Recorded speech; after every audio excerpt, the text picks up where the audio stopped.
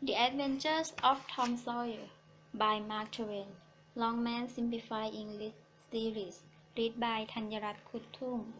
Chapter 6. In the Graveyard.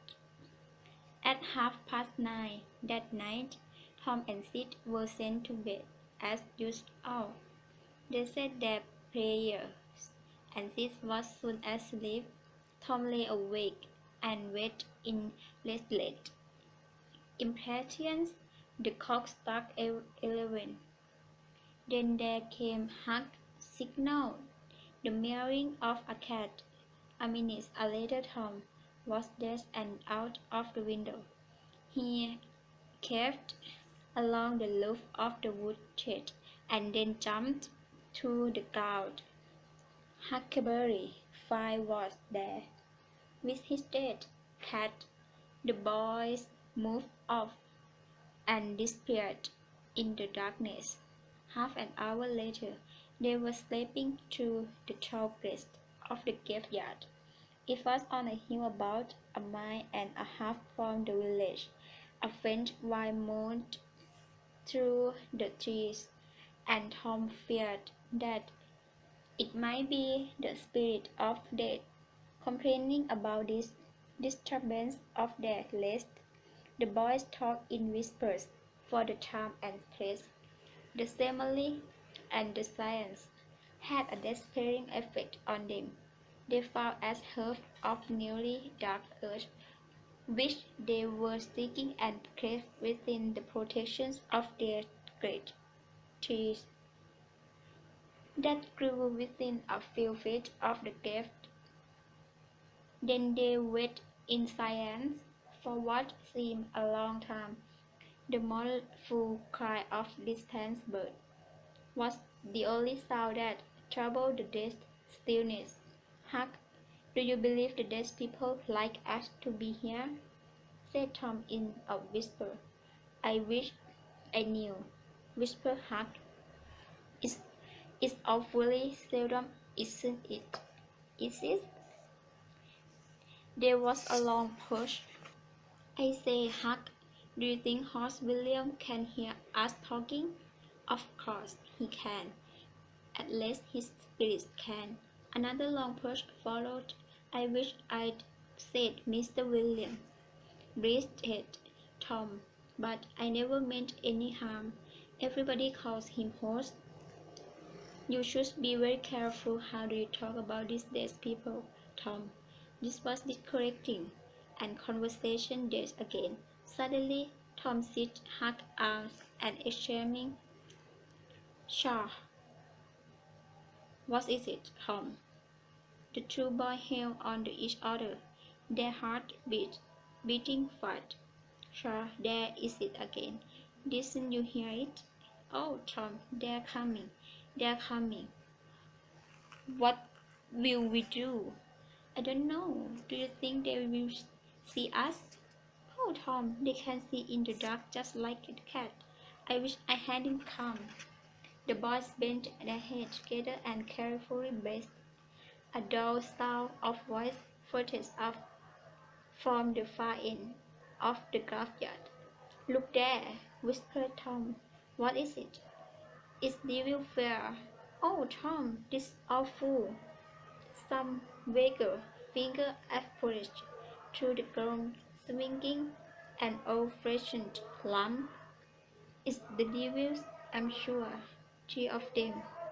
Tom, we will never get away alive. Can you pray?" "I've tried, but you don't be afraid. They're not going to hurt us." "Shh." "What is it, Huck?" "They are human beings. One of them is." "I'm certain that old Porter voice." "No, isn't it? Is it?" "I know it. Don't stare." "He isn't sharp enough to notice us. Drunk as a shell, I expect." "All right, I've kept still. Here they come again. I say, Huck, I know another of them is dark dead skin through. That's so. That's murdering half-breed. I'd rather have devils. What do they want?" The three men reached the cave and stood within a few feet of the boy's hiding place. "Here is it," said the third voice, and one of each held a lamp up, illuminating the face of young Dr. Robinson. Porter Liskin Joe had a hand cart from which they took a bucket, a loaf, and two spades. Then they began to open the craft. "Hurry, man," said the doctor in a low voice. "The moon may come out at any moment." They made any distinct reply and went on digging for some time. There was no noise but the sound of the shaft moving the earth.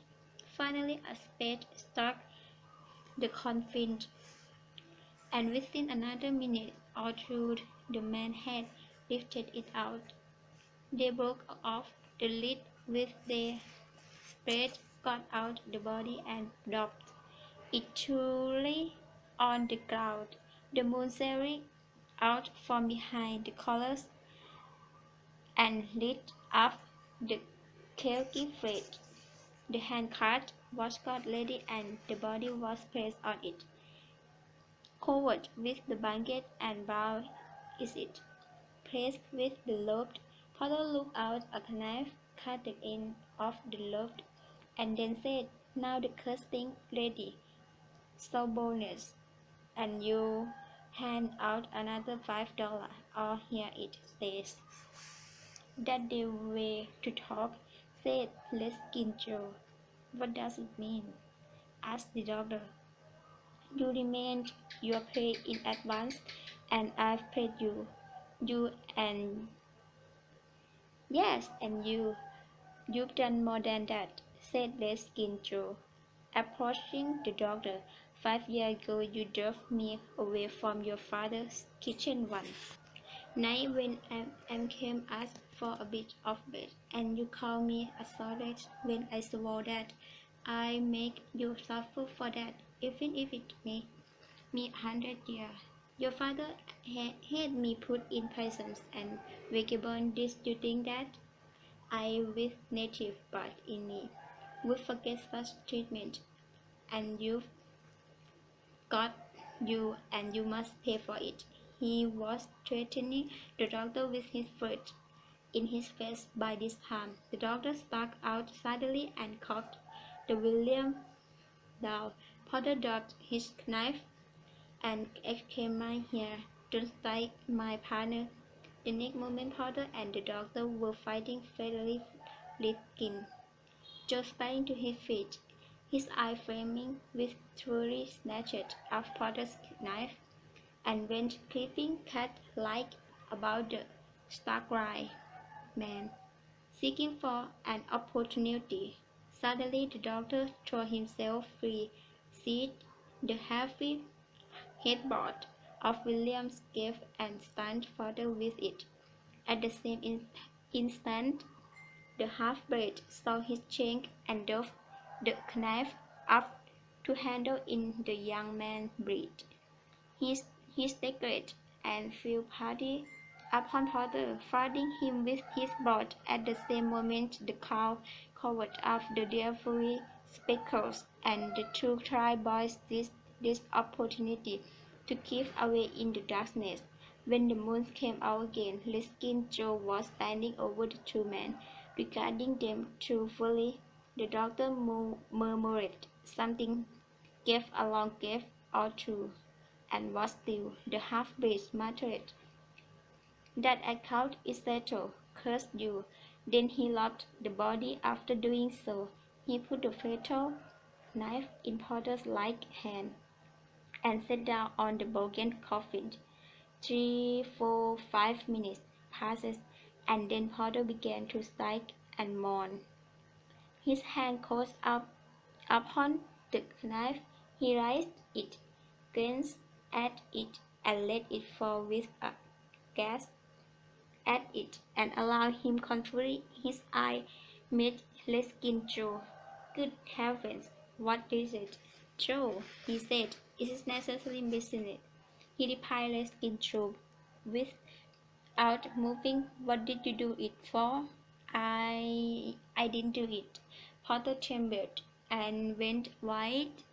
I thought I wasn't drunk. I shouldn't have touched any drink tonight, but it's in my head yet. I can't remember anything about it. Tell me, Joe, truthfully. Now, old fellow, did I do it, Joe? Upon my soul and honor, I swear that I never meant to. Joe, tell me how it happened, Joe. Oh, it's awful, and he was such a fine young daughter. Why? You two were striking light, and he hit you with the headboard and knocked you down. Then you got up, snatched the knife, and stuck it into him just as he hit you again. And you've been drying here still now. Oh, I didn't know what I was doing. It was all account of the drink and excitement. I'm sure I never used a weapon in my life before. Joe, the poor creature dropped on his knees and held out his arm before the murder. Joe, don't tell. Say that you won't tell. Joe, that accused fellow. I've always liked you. Joe, and defend you too. You won't tell, will you, Joe? You know, you've always been good to me, Potter, and I've kept my mouth shut. Oh, Joe, you are an angel. I bless you for this till my dying day. He began to cry. Come, now that's enough of that, said the skin Joe. You go that away and I'll go it. Move now, and don't leave any track behind you. Potter hurried away, and the half-breed stood looking after him. If he's as so much stunned with the blow and as stupid with the drink as he seemed to be, let Skin Joe muttered. He won't think of the knife till he gone. So far that he will be afraid to come back for it, the coward.